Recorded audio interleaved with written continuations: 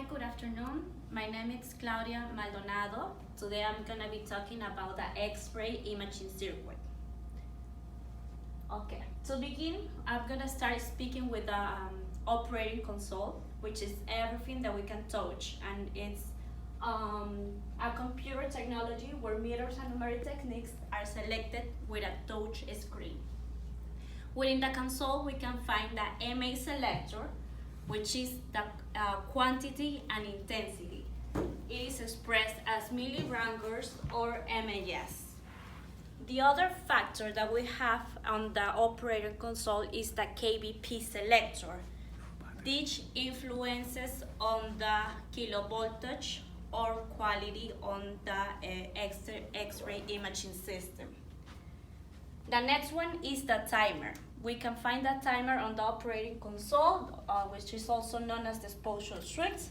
And for security purposes, the operator console works on a low voltage. It works on a low voltage because we need to avoid hardware or any accident to the radiology technologies. Okay, two factors that you can find on the operating console is the AEC chamber, which is the automatic exposure chamber, and this is the bottom is located on the operating console, but the chambers are between the IR and the patient. These exposure chambers measures the quantity of MAS that reaches the image receptor. Once it reaches the necessary amount, it completely stops, and there is a backup timer of 1.5 times the exposure that in case the timer fails, it automatically stops. So one of the reasons of using this is to reduce the patient dose. The following button that we can find on the operator console is the anatomically programmed radiography, in which consists that you just select the body part of the image that you need. And in this case, the difference is that it automatically selects the MAS and the KVP. Okay. The solenoid is an electromagnet. It consists of a coil of wire with a corkscrew shape, and this electromagnet is what converts the electrical energy into mechanical energy. It is very important because it's what causes the current to flow. It can be switched on and off, which it is a benefit in order to avoid a short circuit. And at the same time, this device also can be used as a detail lock of the X-ray tube. Autotransformers. Autotransformers consist of a single coil. It's a single winding designed to supply voltage to the filament circuit. And it has primary connections. The primary connections are found on the top and on the bottom of the coil. And the secondary coils are these ones over here. These ones can decrease the voltage or decrease the voltage.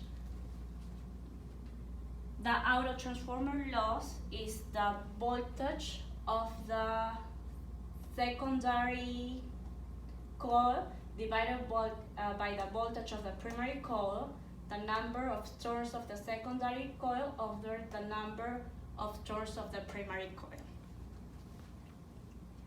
High voltage transformers are responsible for increasing the output voltage from the autotransformers to the KVP necessary for X-ray productions.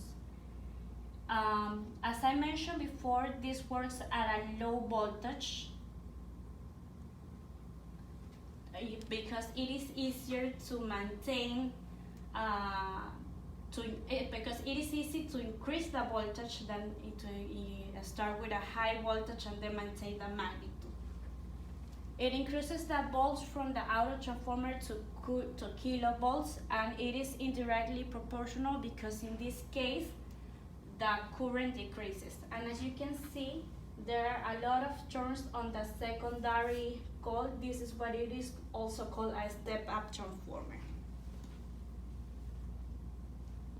Okay, the next one is the low voltage transformer, which is the opposite. the primary coil has more turns, so this is what it is called a step-down transformer. It converts the high voltage to low current power, and opposite to the high voltage, this one increases the current.